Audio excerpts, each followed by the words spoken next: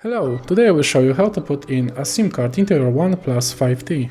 First, take your phone and prepare either a paper clip or a device. You should get one with your phone. Now look for a notch and a small hole. Here it is, and put the paper clip into it and simply press it until a small compartment pops out. And in here we can put two SIM cards. Let's take a single one and let's put it here.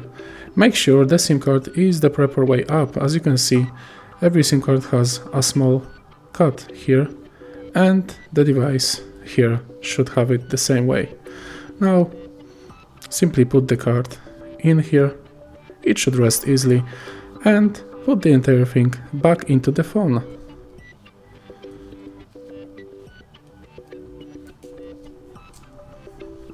Of course, you can put in two SIM cards if you'd like, but I just put one.